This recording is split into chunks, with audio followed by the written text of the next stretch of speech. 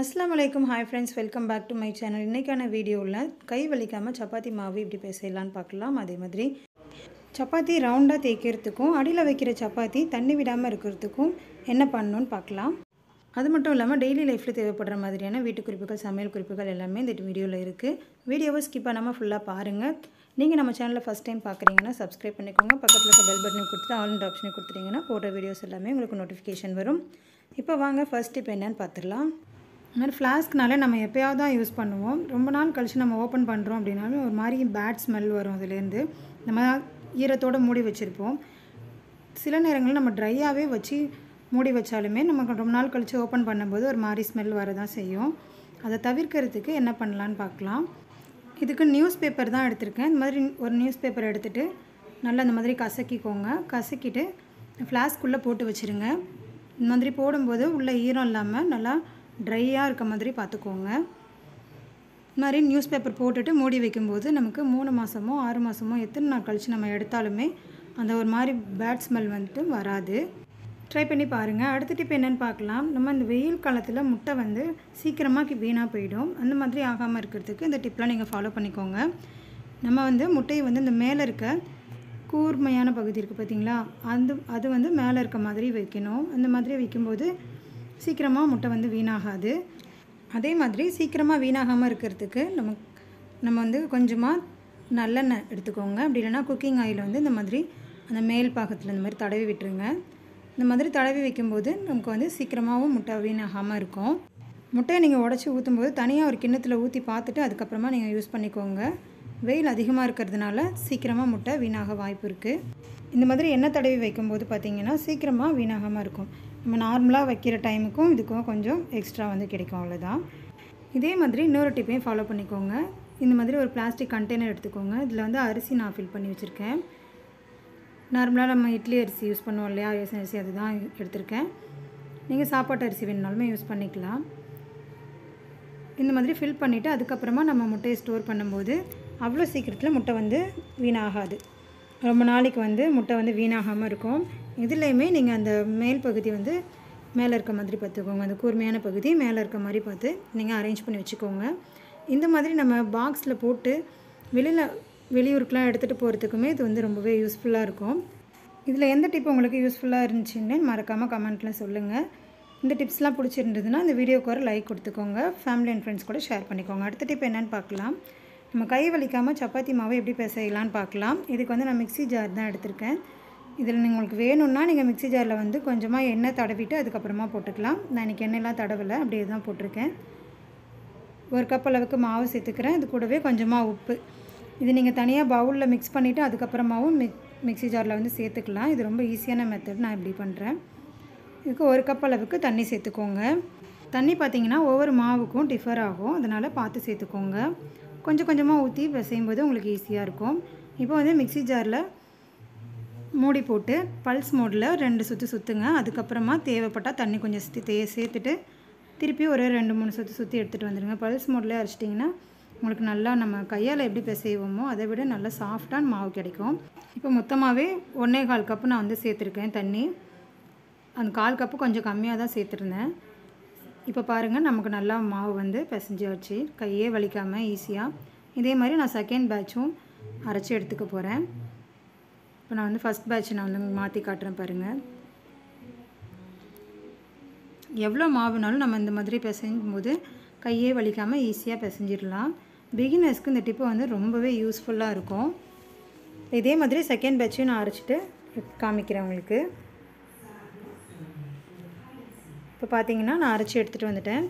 இப்போ நம்ம லைட்டாக நம்ம திருப்பி விட்டால் மட்டும் போதும். ரொம்ப பிசையணும்லாம் அவசியமே இருக்காது. பார்த்திங்கனாலே தெரியும் உங்களுக்கு. இந்த மாதிரி 2-3 தடவை லைட்டாக இந்த மாதிரி பரட்டி விட்டுட்டு லைட்டாக பிசைஞ்சிட்டிங்க அப்படின்னா அவ்வளோதான், நமக்கு சப்பாத்தி மாவு ரெடி ஆகிடும். உங்களுக்கு தண்ணியோட அளவு மட்டும் நீங்கள் பார்த்து சேர்த்துக்கோங்க. இப்போ நமக்கு மாவு ரெடி ஆகிடுச்சு பாருங்கள். இப்போ நம்ம லைட்டாக எண்ணெயை தடவி வச்சிட்டோம் அப்படின்னா நமக்கு சூப்பராக ரெடி ஆகிடுச்சு. பார்த்திங்கன்னா கையே வலிக்காமல் ஈஸியாக நம்ம மாவு பிசைஞ்சிட்டோம். எவ்வளோ மாவுனாலும் நம்ம இந்த மாதிரி செஞ்சுக்கலாம். மிக்ஸி ஜாருக்கு பதிலாக நீங்கள் சாப்பர் இருந்ததுன்னா அதுலேயுமே மாவு பிசையலாம். ரொம்பவே ஈஸியாக இருக்கும். அதுவுமே உங்களுக்கு எந்த டிப் கரெக்டாக இருக்கோ நீங்கள் அதை ட்ரை பண்ணி பாருங்கள். பிகினர்ஸ்க்கு கண்டிப்பாக இது ரொம்பவே யூஸ்ஃபுல்லாக இருக்கும். மாவு பிசைய தெரியாதவங்க ஃபஸ்ட்டு இந்த மாதிரி பிசைஞ்சு பார்த்துக்கலாம். அதுக்கப்புறமா நீங்கள் ட்ரை பண்ணலாம். அவ்வளோதான், மூடி போட்டு நம்ம ஊற வச்சுட்டு அதுக்கப்புறமா சப்பாத்தி சுட ஆரம்பிச்சிடலாம். இப்போ ஈஸியாக இந்த மிக்ஸி ஜாரை வந்து எப்படி கழுவுறதுன்னு பார்க்கலாம். உடனே நீங்கள் கழுவிட்டீங்க அப்படின்னா நமக்கு ஈஸியாக இருக்கும் இந்த மிக்ஸி ஜாரு. அதுக்கு வந்து கொஞ்சமாக லிக்விட் சேர்த்துக்கிறேன். இது கூடவே கொஞ்சமாக தண்ணி அதையும் சேர்த்துட்டு மூடி போட்டு பல்ஸ் மோடில் 2 சுற்றி எடுத்துட்டிங்க அப்படின்னா ஈஸியாக நமக்கு வந்து க்ளீன் ஆகிடும் மிக்ஸி ஜாருமே.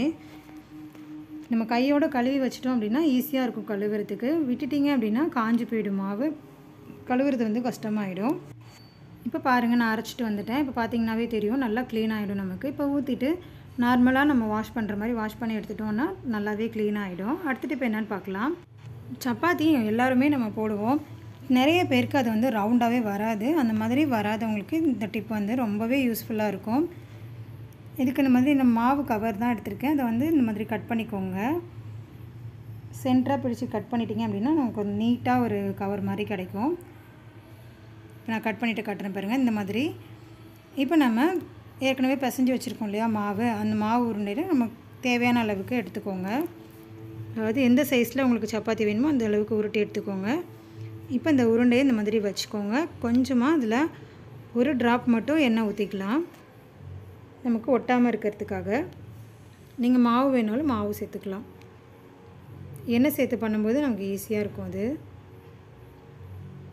எண்ணெய் சேர்த்துட்டு இப்போ இந்த மாதிரி கவரை வந்து இந்த மாதிரி மேலே போட்டுட்டு நம்ம ஒரு பிளேட் இருந்துச்சு அப்படின்னா பிளேட்டை வச்சு இந்த மாதிரி லைட்டாக அழுத்திட்டு தேய்ச்சிட்டிங்க அப்படின்னா உங்களுக்கு வந்து அந்த ரவுண்ட் ஷேப் வந்து வந்துடும். சப்பாத்தி கட்டை இல்லாதவங்க இந்த டிப்புமே ஃபாலோ பண்ணிக்கலாம். ரவுண்டாக ஷேப்பாக வரத்துக்கும் சரி, நமக்கு கட்டை இல்லாமல் தேய்க்கிறதுக்கும் சரி இந்த டிப் வந்து ரொம்பவே யூஸ்ஃபுல்லாக இருக்கும். இதே மாதிரியே ரவுண்ட் ஷேப்பில் நம்ம வந்து கொண்டு வரத்துக்கு இன்னொரு டிப்பு, இதையுமே ஃபாலோ பண்ணிக்கோங்க. இதுக்கு வந்து இந்த மாதிரி கவரில் கொஞ்சமாக எண்ணெய் தடவிக்கோங்க. அதே மாதிரியே நம்ம மாவு வச்சுட்டு மேலேயுமே கொஞ்சமாக எண்ணெய் அப்ளை பண்ணிவிட்டு கவர் அந்த மாதிரி க்ளோஸ் பண்ணிவிட்டு நம்ம உருளைக்கிழங்குலாம் மசிக்கிறதுக்காக யூஸ் பண்ணுவோம் இல்லையா, அந்த மேஷர் எடுத்துக்கோங்க. இந்த பிளேட்டை விட உங்களுக்கு இது வந்து ரொம்பவே ஈஸியாக இருக்கும். அதுக்காக தான் இந்த டிப்புமே உங்களுக்கு வந்து நான் ஷேர் பண்ணியிருக்கேன். ரெண்டுமே நீங்கள் ட்ரை பண்ணி பாருங்கள். உங்களுக்கு எது வந்து ஒர்க் அவுட் ஆகுதுன்னு எனக்கு வந்து கமெண்ட்டில் சொல்லுங்கள். எனக்கு வந்து இந்த மேஷர் வச்சு பண்ணும்போது ஈஸியாக இருக்க மாதிரி இருந்தது. உங்களுக்கு எப்படி இருக்குது அப்படின்னு சொல்லிட்டு நீங்கள் கமெண்ட்டில் சொல்லுங்கள். இந்த மாதிரி மேஷர் வச்சுட்டு நல்லா இந்த மாதிரி ப்ரெஸ் பண்ணி விட்டுட்டிங்க அப்படின்னா நமக்கு நல்லா ரவுண்ட் ஷேப்பில் சப்பாத்தி கிடைக்கும். லைட்டாக அழுத்தினாலே போதும். வந்து எந்த அளவுக்கு நமக்கு தேவையோ அந்த அளவுக்கு நீங்கள் வந்து ஓரங்கள்லாம் நல்லா அழுத்தி எடுத்துட்டிங்கன்னா இங்கே பாருங்கள், நமக்கு வந்து நல்லா ரவுண்டாக சூப்பராக சப்பாத்தி கிடச்சிடுச்சு. இந்த டிப் நல்லா ஒர்க் ஆகுது. நீங்களும் ட்ரை பண்ணி பார்த்துட்டு உங்கள் ஃபீட்பேக்கை சொல்லுங்கள். இந்த டிப் பிடிச்சிருந்ததுன்னா வீடியோக்கு ஒரு லைக் கொடுத்துக்கோங்க. இந்த 2 மெத்தடும் உங்களுக்கு ஒர்க் ஆகலை அப்படின்னா இன்னொரு மெத்தடும் இருக்குது, அதை கண்டிப்பாக ட்ரை பண்ணி பாருங்கள். இதுவுமே ரொம்ப ஈஸியாக இருக்கும். இதுக்கு வந்து நம்ம பரோட்டாக்கு சுற்றுவோம் இல்லையா, அந்த மாதிரி நம்ம சுற்றி எடுத்துக்கணும். சேம் இதுக்குமே நம்ம சப்பாத்தி மாவு எடுத்துக்கலாம். அதுலேருந்து ஒரு உருண்டை எடுத்துகிட்டு மேலே எண்ணெய் தடவிக்கோங்க. கீழே நம்ம சப்பாத்தி கட்டையிலுமே எண்ணெய் அப்ளை பண்ணிக்கோங்க, நமக்கு வந்து ஒட்டாமல் வரும். மாவு தேய்க்கிறீங்கன்னா மாவுமே நீங்கள் யூஸ் பண்ணிக்கலாம். எண்ணெய் சேர்த்துட்டு நம்ம நல்லா தேய்ச்சி எடுத்துக்கலாம். ரொம்ப தின்னாக இல்லாமல் மீடியம் சைஸில் நீங்கள் தேய்ச்சிக்கோங்க. ஓரங்கள்லாம் கரெக்டாக வர மாதிரி நம்ம தேய்ச்சிட்டு மேலேருந்து கிராஸாக சிக்ஸாக்காக மடித்து எடுத்துக்கணும். நான் உங்களுக்கு காட்டுறேன் பாருங்கள். இந்த மாதிரி ஒன்று மேலே ஒன்று வச்சுக்கோங்க. வச்சுட்டு நார்மலாக நம்ம பரோட்டாவுக்கு பண்ணுவோம் இல்லையா, அதே தான். இந்த மாதிரி பண்ணிவிட்டு நம்ம சுருட்டி வச்சுட்டு அப்புறமா சப்பாத்தி போடும்போது நல்லா நமக்கு வந்து ரவுண்ட் ஷேப் வந்து கிடைக்கும். இது ரவுண்ட் ஷேப்பாக வரத்துக்கு மட்டும் இல்லாமல் நல்லா லேயராகவும் நமக்கு அந்த மாதிரி கிடைக்கும். நான் இதில் காட்டியிருக்க விட நீங்கள் பொறுமையாக நல்லா மெல்லிஸாக ஒவ்வொரு லேயராக நீங்கள் மடித்து போட்டிங்க அப்படின்னா இன்னுமே நல்லா உங்களுக்கு லேயராக கிடைக்கும். இதுக்கு பதிலாக நீங்கள் கத்தியை வச்சு நல்லா ஸ்ட்ரைட்டாக ஃபுல்லாகவே கீறிட்டு அதுக்கப்புறமா நீங்கள் அதை அப்படியே ஒவ்வொன்று மேலே ஒன்று வச்சுட்டு ரோல் பண்ணிக்கலாம். அப்படியும் பண்ணலாம். இந்த டிப்ஸ் எல்லாமே கண்டிப்பாக பிகினர்ஸ்க்கு வந்து ரொம்ப ரொம்ப யூஸ்ஃபுல்லாக இருக்கும். ட்ரை பண்ணி பாருங்கள். நம்ம அந்த மாதிரி ரோல் பண்ணதுக்கப்புறமா நார்மலாக தேய்ச்சி எடுத்துகிட்டு சப்பாத்தி போட்டு எடுத்துடலாம். அவ்வளோதான். அடுத்த டிப் என்னென்னு பார்க்கலாம். நம்ம சப்பாத்திலாம் நம்ம நார்மலாக சப்பாத்தி போட்டு இந்த மாதிரி பிளேட்டில் வச்சு வைக்கிறோம் அப்படின்னா அடியில் இருக்க சப்பாத்தி வந்து தண்ணி விட்ட மாதிரி ஆகிடும். அந்த மாதிரி ஆகாமல் இருக்கிறதுக்கு இந்த டிப்பை ஃபாலோ பண்ணிக்கோங்க. இதுக்கு ஒரு பாத்திரம் எடுத்துக்கோங்க. இதுக்கு மேலே நம்ம காய்கறி வடிகட்டுறதுக்கெலாம் யூஸ் பண்ணுவோம் இல்லையா, இந்த சல்லடை இது எடுத்துக்கோங்க. இதுக்கு பதிலாக நீங்கள் கீழே குமிழ் இருக்க பாத்திரம் மாதிரி எடுத்தீங்க அப்படின்னா நீங்கள் கீழே பாத்திரம் வைக்கணும்னு அவசியம் இல்லை, அதுலேயே கரெக்டாக வந்துடும். இதுக்கப்புறமா நம்ம சப்பாத்தியை வைக்கும்போது பார்த்திங்கன்னா தண்ணி விடாமல் இருக்கும். ரொம்ப நேரத்துக்கு சாஃப்டாகவும் இருக்கும் சப்பாத்தி. எல்லா சப்பாத்தியுமே நல்லாவும் இருக்கும். இந்த டிப்பையும் ட்ரை பண்ணி பாருங்கள். அடுத்த டிப் என்னென்னு பார்க்கலாம். சப்பாத்தி ரீஹீட் பண்ணுறதுக்கு இந்த டிப்பை நீங்கள் ஃபாலோ பண்ணிக்கோங்க. அதுக்கு வந்து ஒரு பாத்திரத்தில் தண்ணி வச்சுட்டு நம்ம அந்த சல்லடையில் சப்பாத்தி வச்சுருந்தோம் இல்லையா, அந்த வடிகட்டி எடுத்து இந்த மாதிரி வச்சுக்கோங்க. வச்சுட்டு மூடி போட்டு ஒரு 5லேருந்து ஒரு 7 நிமிஷம் நல்லா ஹை ஃப்ளேமில் வச்சு வேக வச்சிங்கன்னா சப்பாத்தி ரீஹீட் ஆகிரும். நல்லா சாஃப்டாக இருக்கும். நம்ம தோசைக்கல்லை வச்சு எண்ணெய் போட்டு சுட்டோம் அப்படின்னா ரொம்ப ஒரு மாதிரி ஹார்டாகிடும். இந்த மாதிரி நம்ம வேக வச்சு எடுக்கும்போது பார்த்திங்கன்னா ஸ்டீம் பண்ணி எடுக்கும்போது நல்லா சாஃப்டாக இருக்கும் சப்பாத்தி. இந்த டிப்பையும் ட்ரை பண்ணி பாருங்கள். நான் இதில் சொல்லியிருக்க டிப் எல்லாமே உங்களுக்கு யூஸ்ஃபுல்லாக இருக்கும்னு நினச்சிங்கன்னா ஃபேமிலி அண்ட் ஃப்ரெண்ட்ஸ் கூட நிறைய ஷேர் பண்ணிக்கோங்க, லைக் பண்ணிக்கோங்க. சப்ஸ்கிரைப் பண்ணாமல் பார்க்குறீங்கன்னா சப்ஸ்கிரைப் பண்ணிட்டு பக்கத்தில் இருக்க பெல் பட்டனையும் கொடுத்துருங்க. அதே மாதிரி ஆல்ன்ற ஆப்ஷனையும் கொடுத்துட்டிங்கன்னா நான் போடுற வீடியோஸ் எல்லாமே உங்களுக்கு நோட்டிஃபிகேஷன் வரும். இதே மாதிரி நிறைய யூஸ்ஃபுல்லான கிச்சன் டிப்ஸ் அண்ட் ரெசிபீஸ் நம்ம சேனலில் இருக்குது. டிஸ்கிரிப்ஷனில் லிங்க் தரேன், செக் பண்ணி பாருங்கள். தேங்க்ஸ் ஃபார் வாட்சிங்.